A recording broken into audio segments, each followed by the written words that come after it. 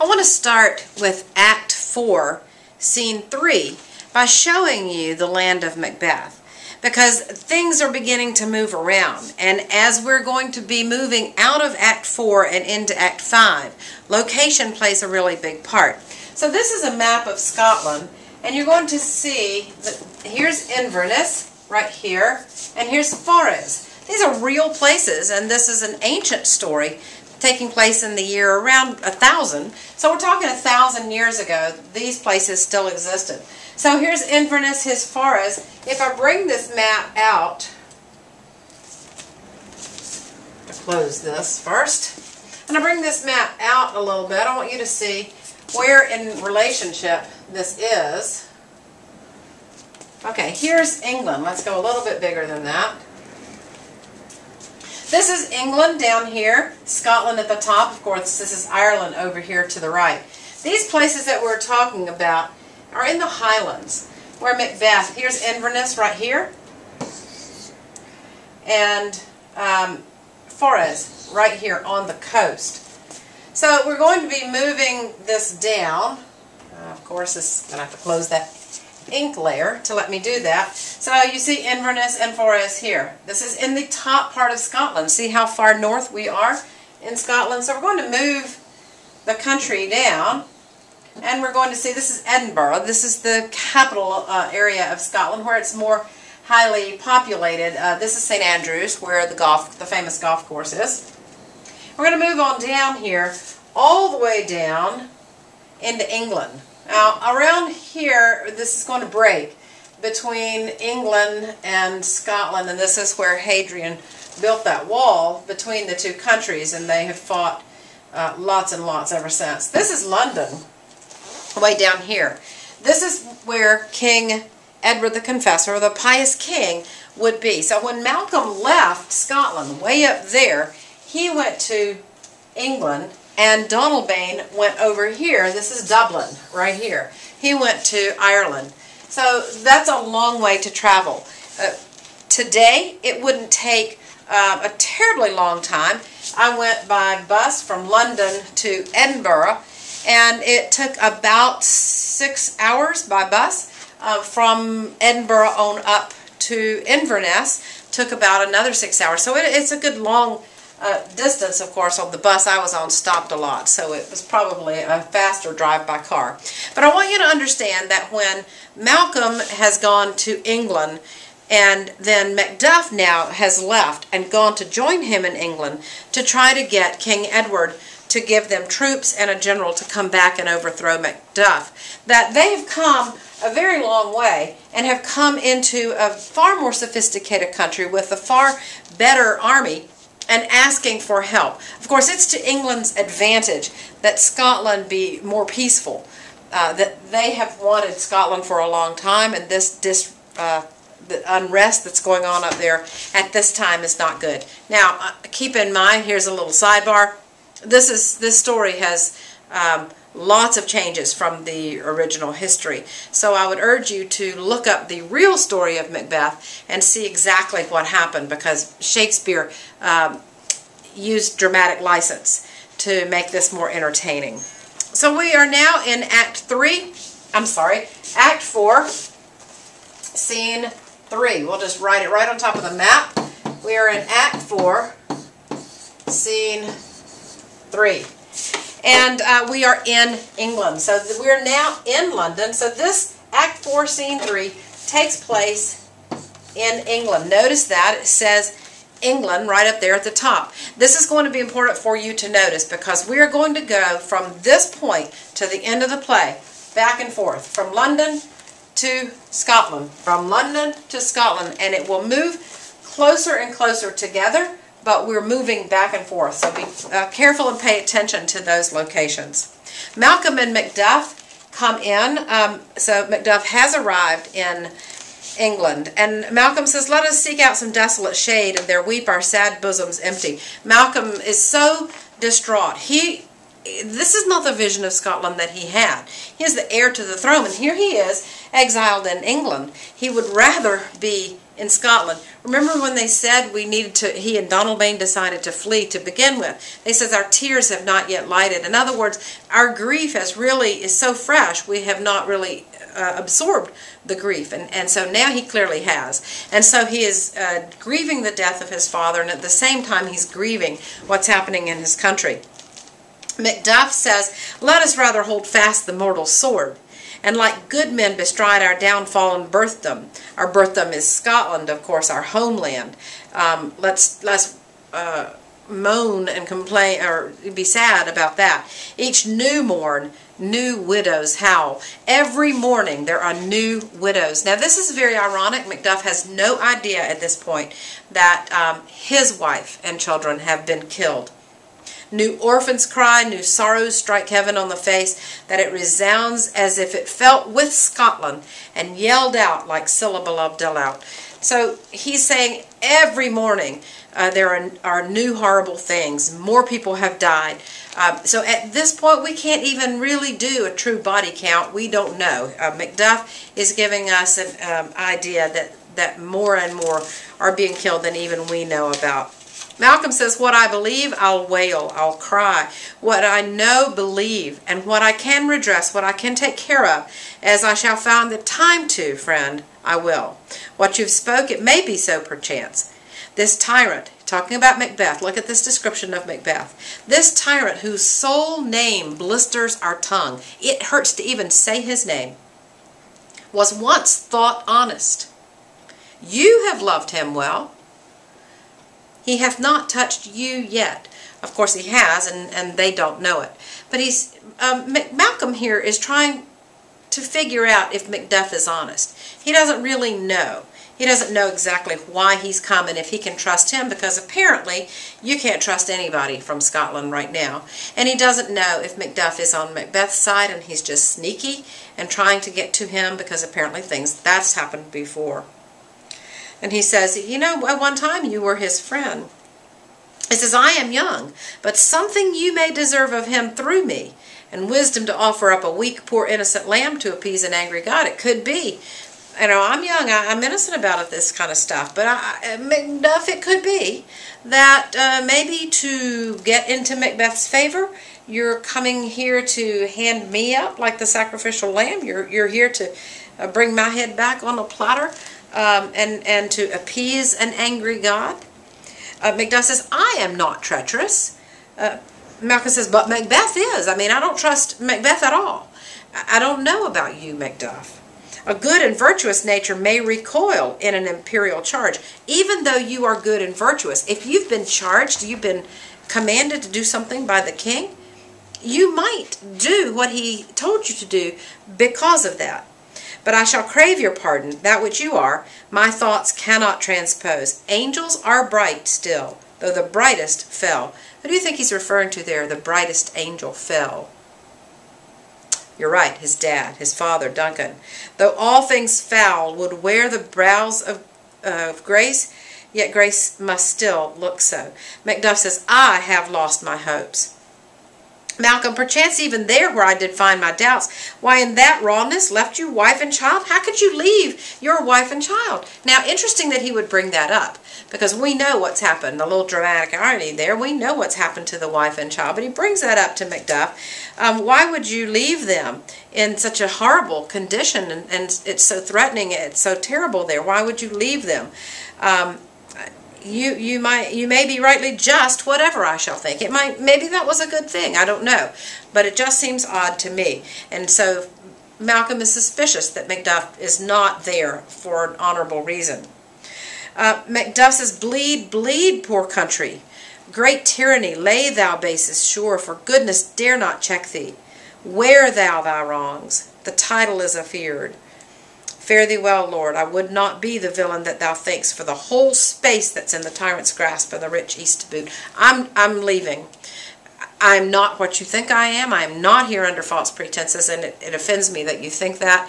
And so I can't do anything. I was hoping to maybe save my country."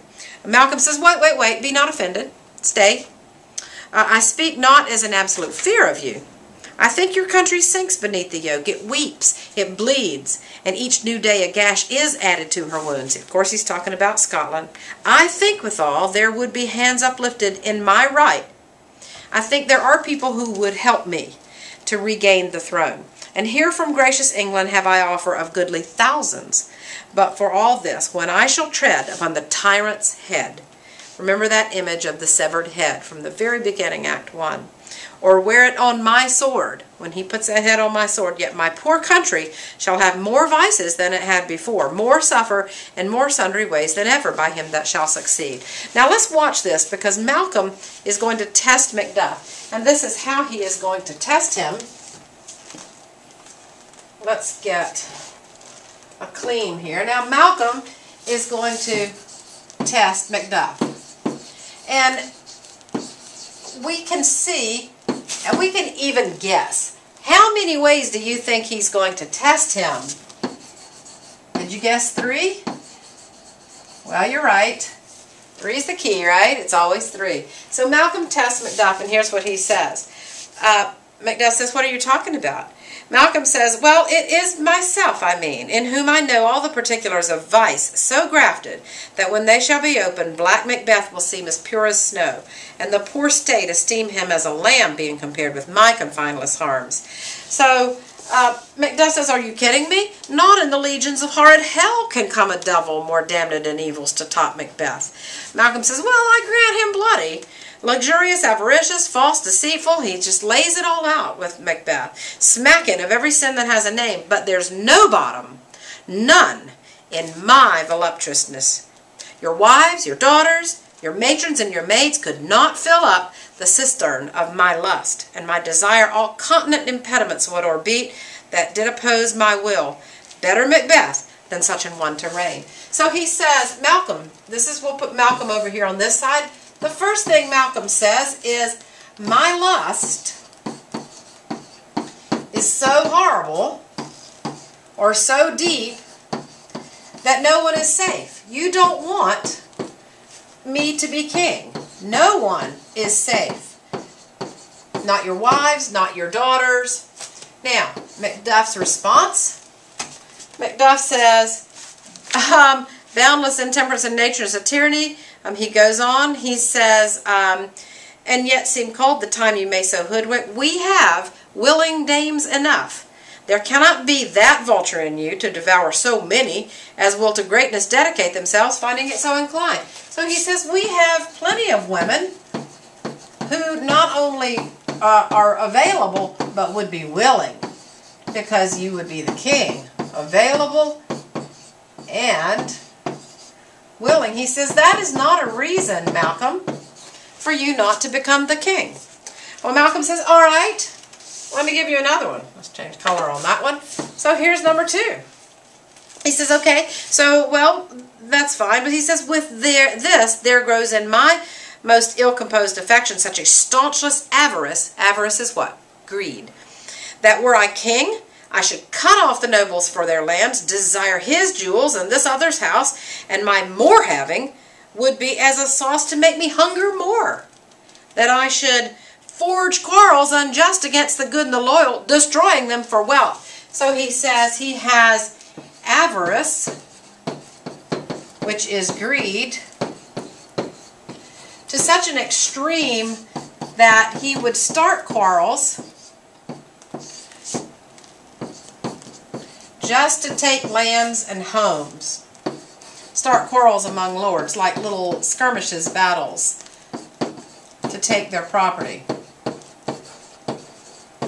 And he says, you don't want somebody like that to be king. Macduff says, well, this avarice sticks deeper. Yeah, you're right. This is worse than that. The avarice is worse than the lust. It grows more pernicious than the summer-seeming lust, and it hath been the sword of our slain kings. Some of our kings have died for just that very kind of thing. Yet, do not fear. Scotland hath foisons to fill up your will of your mere own. All these are portable with other graces weighed. So he says, it's okay.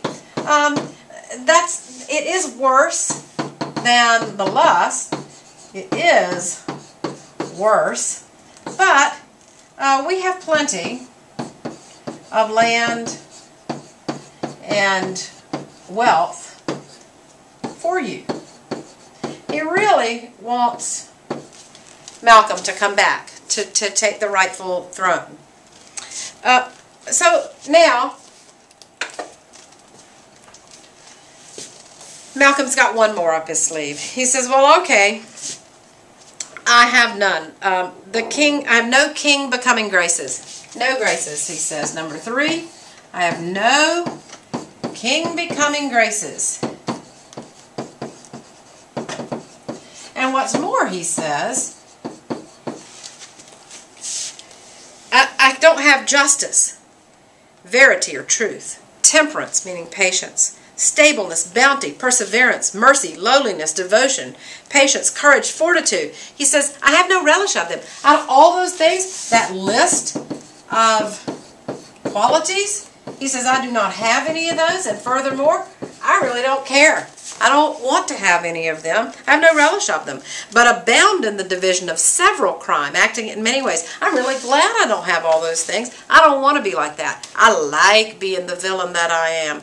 Nay, had I power, I should pour the sweet milk of concord into hell, uproar the universal peace, confound all unity on earth. So if I had power, I would create chaos. I would make Scotland even worse than it is under Macbeth.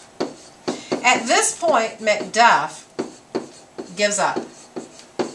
And he says, oh, Scotland, Scotland. So he cries for his country. Cries for Scotland. Those lines, oh, Scotland, Scotland, are full of agony and despair for his country. Malcolm says, if you like this, if such an one be fit to govern, speak. It is as I have spoken. If this is what you want in a king, then fine, I will be your king. Malcolm says, if fit to govern, not fit to live. So his response, he says, back to Malcolm's side, I'll reign if this suits, if you like this.